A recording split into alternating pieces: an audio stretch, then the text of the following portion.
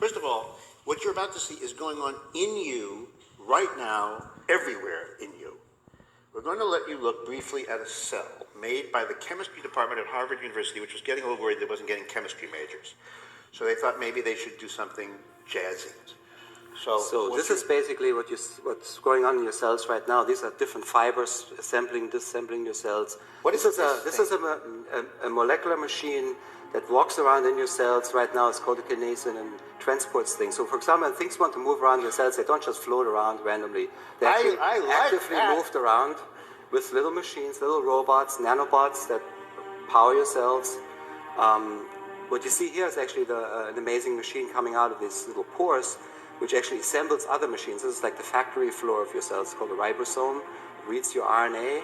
RNA is, comes from the DNA, it's translated into RNA, and then it basically gets read out by these ribosomes, and they make new machines which then do other things. So there's all kinds of machines in your cells, things that rotate, things that walk, things that make other machines, things that read RNA, things that copy DNA, that open, Let's look at this shuffle again things while around. we talk about it.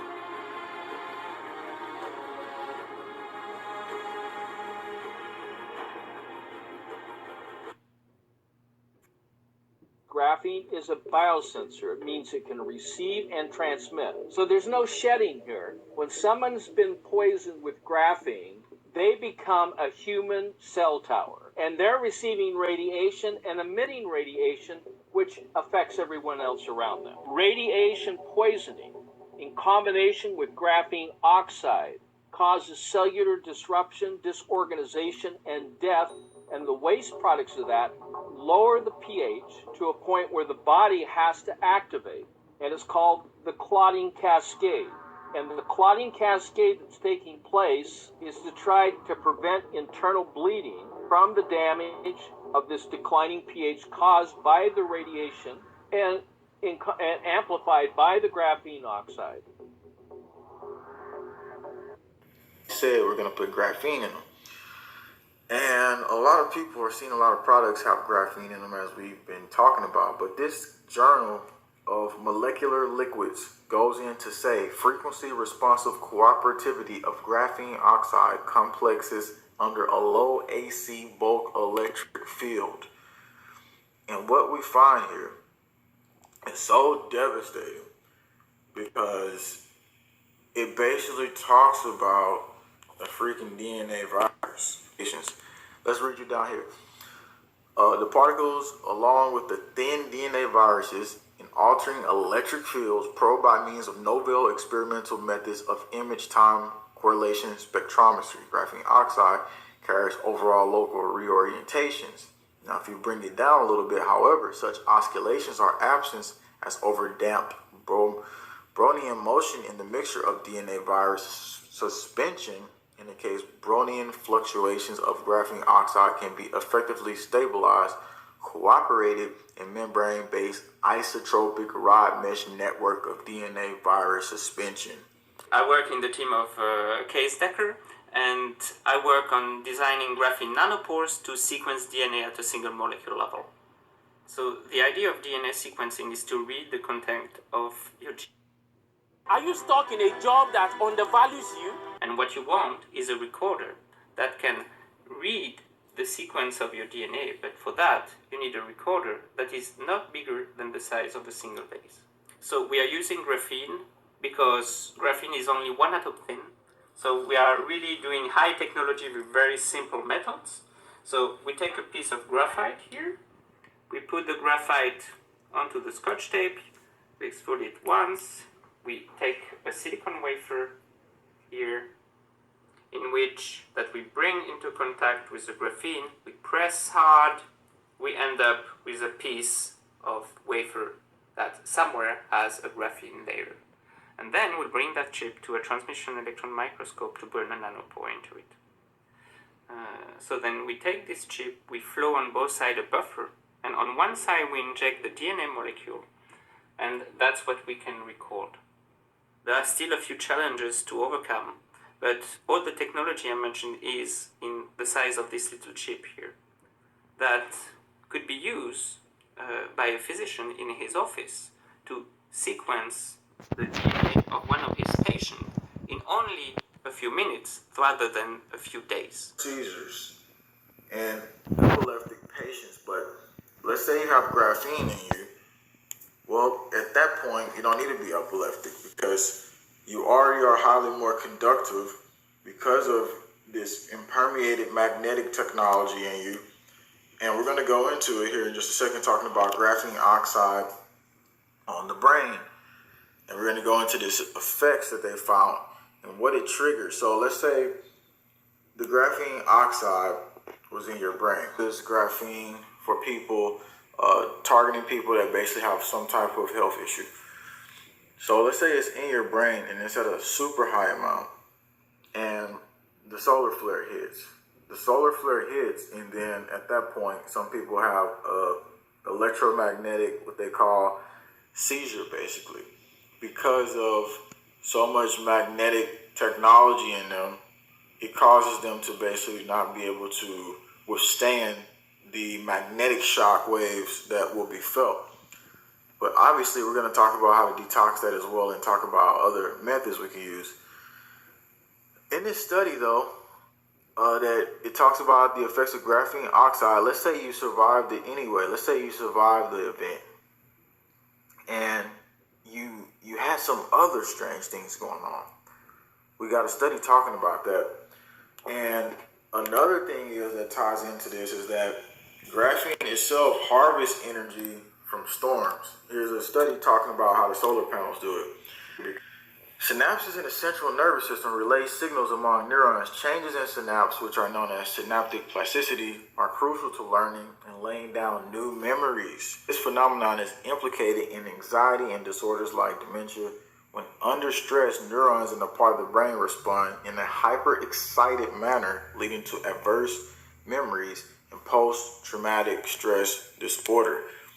And this is the study talking about. So let's look at what the graphene basically has been permeating inside of this rat. What is it impermeating itself around? And check this out.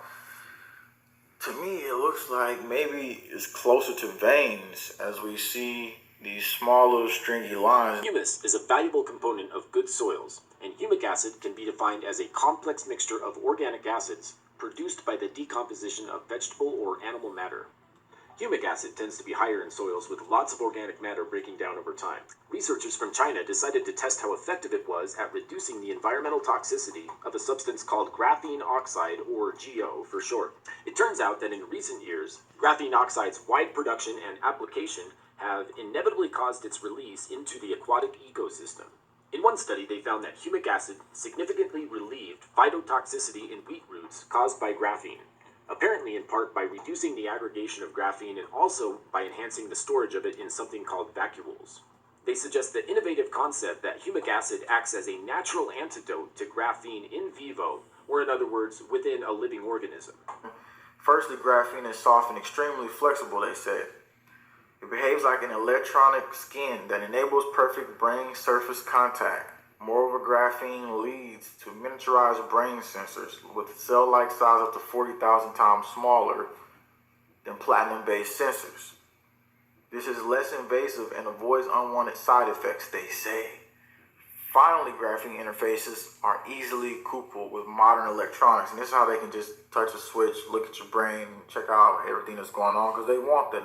This is how they can just touch a switch, look at your brain, check out everything that's going on, because they want electronics. And this is how they can just touch a switch, look at your brain, check out everything that's going on, because they want that. They want live time action. And so everything that's going on, because they want that. They want live time action. Your brain, check out everything that's going on, because they want that. They want live time action. And so they wanted to be able to internally basically discover certain things about us and look at our electronic signature, and then they can harvest energy. It drives our modern lives. It gives us the ability to create, to solve, and to prosper. But as we grow, the demand for energy increases. While the world searches for ways to responsibly maintain its supply, NTS Innovations is working to reimagine the production and delivery of clean energy with a new technology known as graphene energy harvesting. A lot of people are not going to know what to do. But if they see this clip, this video, they'll have a better understanding how solar flares, and electromagnetic seizures, and everything else with behavior changes are connected to the scenario we're speaking right now. So if you're able to detox and you're able to do it, these systems will decode brain signals. Further down the road, these devices may advance brain-computer communications and other neuroengineering applications. So they don't need a microchip you anymore. Engineering applications. So they don't need a microchip you anymore. And other neuroengineering applications. So they don't need a microchip you anymore. Atom-wide graphene sensors could provide unprecedented insights into brain structure and function. So it was in California, it was in New York, and it was moving, right? Because look at it on the screen, it's going to start changing shape, it's moving around, it looks like a snake. And also, whenever you're seeing... You know me, I love getting the most when it comes to credit card benefits. Disney, recently this year, they had a circle in the sky, and they keep telling you, oh, it's just smoke. But how is it just smoke when it's over the top of Disney? There is no smoke over there. It's like basically just an area where a bunch of people are and a bunch of like stores and all that. So it ain't that important for society to know. Graphene-based nano antennas may enable cooperating smart dust swarms. Antennas may enable society to know. Graphene-based nano antennas may enable cooperating smart dust swarms. What causes them to move like this?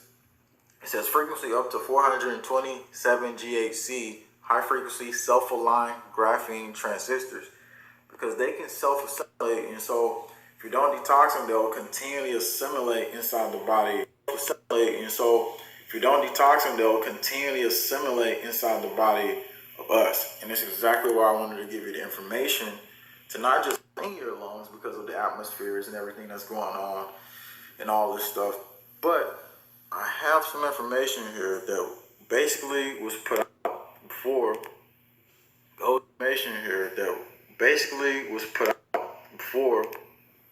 Goes in the research on how to black that part out because it's talked about and it was injected with, you know what. The research of Lequin Colombo led by Ricardo Delgado successfully tested an inexpensive way to remove magnetic graphene oxide nanoparticles from the human body using NAC and zinc. I'm going to tell you about NAC because NAC is really harsh and you have to know what you're doing there. These two antioxidants essentially are essential to degrade graphene oxide. DARPA and HARP themselves works together, so they modulate the frequencies in the field. These frequencies interact with whatever these different... And the other part is, I just kind of lost what I was going to say because I just remember something even crazier than everything else. The cell communication and disease transmission, the new technology dubbed acoustic nanoscale separation via wave pillar excitation resonance. Answer for short, not only... Bow down when the God's around. Would you step up on me?